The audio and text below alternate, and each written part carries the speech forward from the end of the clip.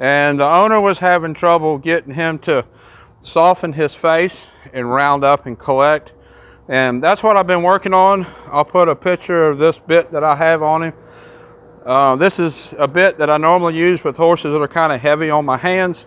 It helps some. There's no secret tool, but that kind of helps him want to bring his face in and do what I ask him to do.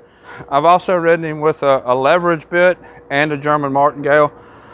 But the issue with him isn't as much his face as it is his body. Collection, bringing the nose in, forehead perpendicular to the ground, is only one piece of collection.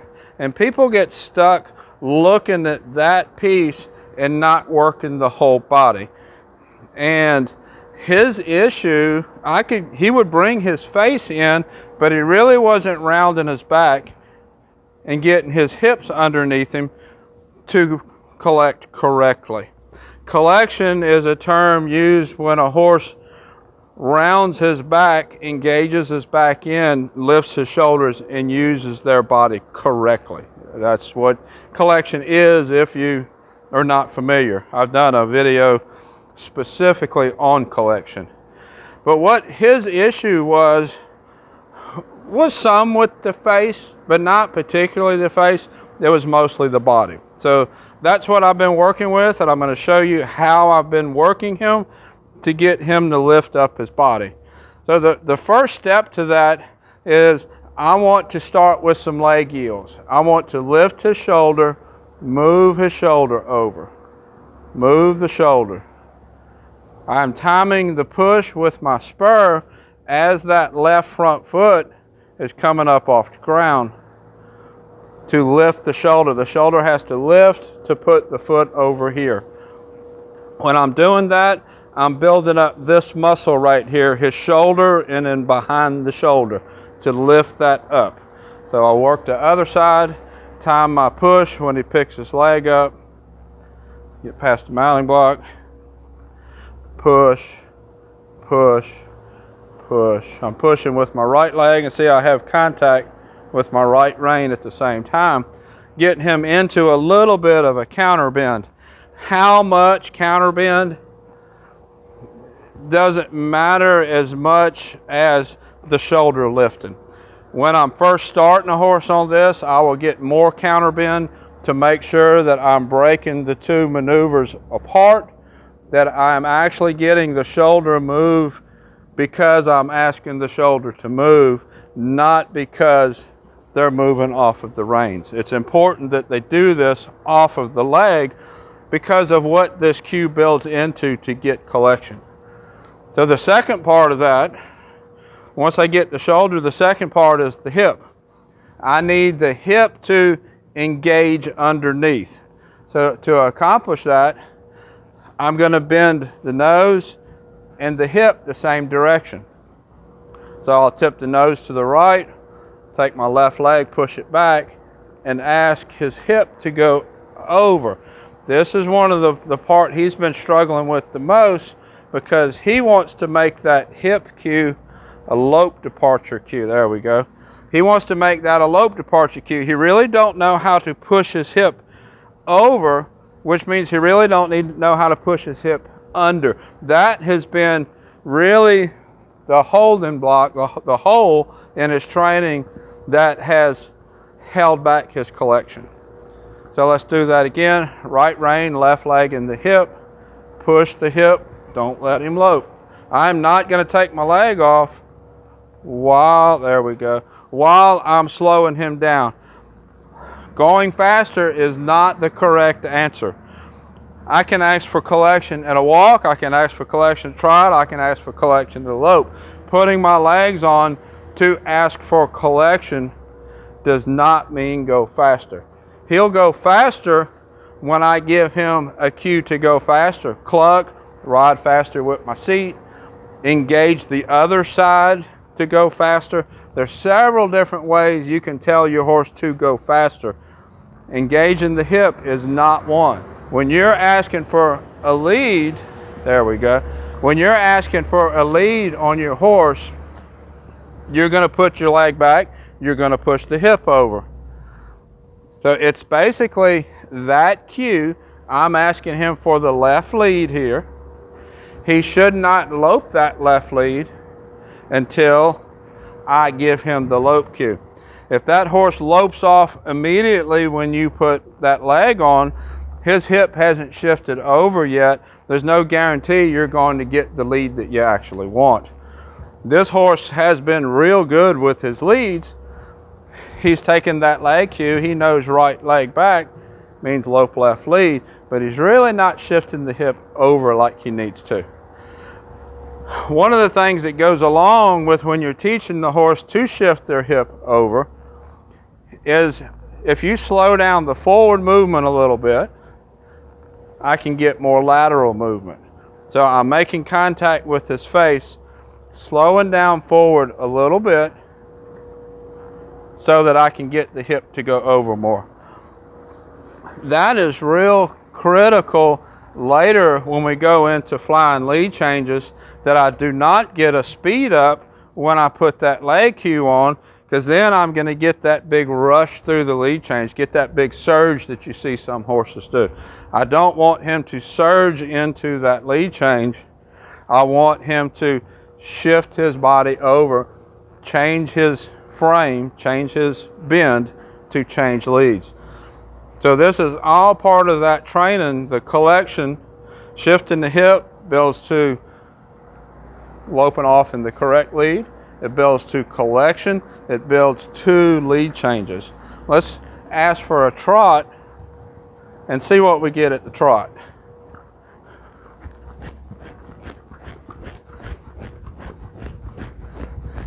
See, we're pretty out of frame here. I want to make contact with his face and a little bit of leg contact.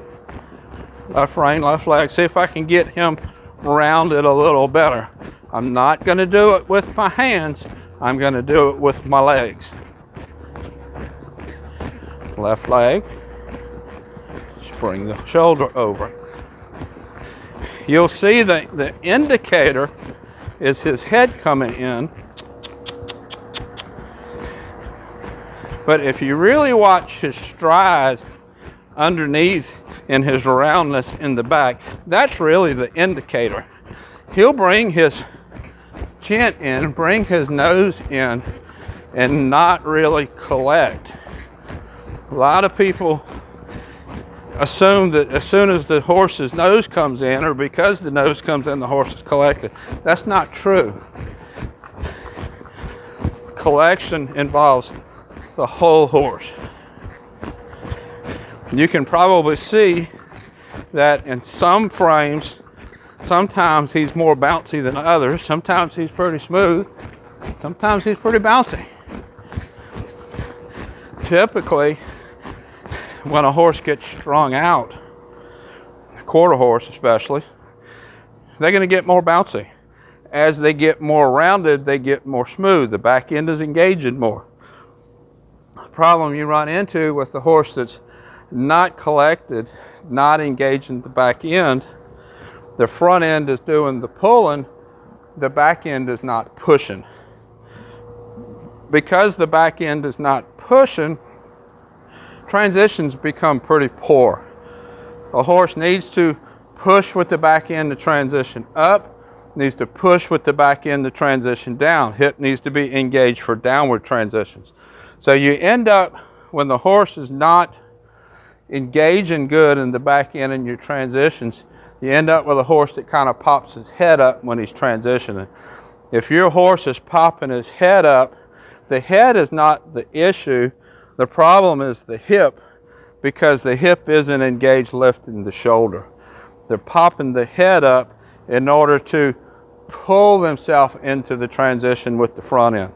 If they push into the transition with the back end correctly, the head is not going to pop up.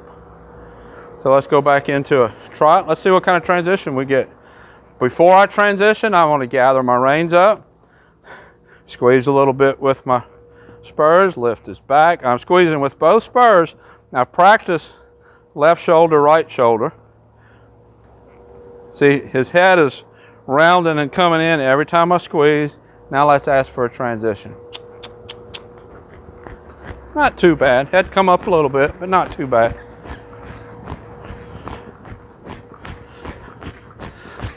Now, it's pretty typical after a horse transitions and they start getting their rhythm going that they're kind of out of balance.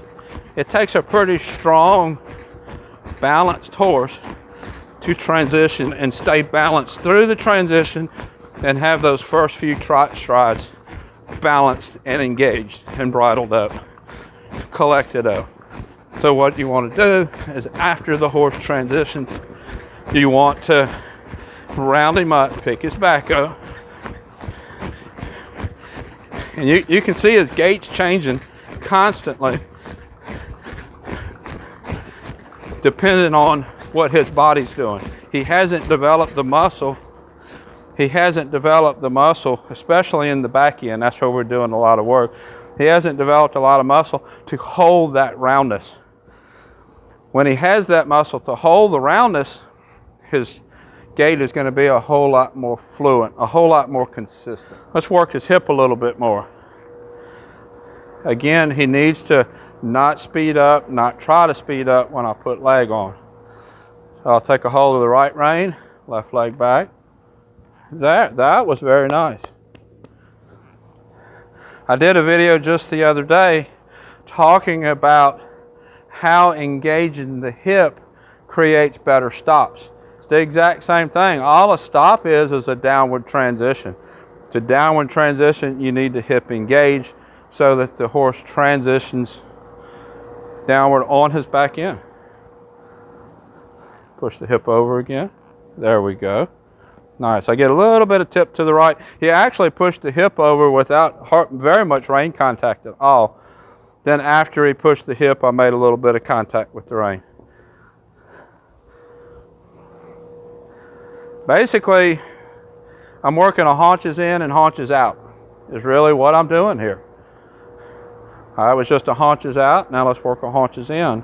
Get the bend, push the haunches in, tip the nose.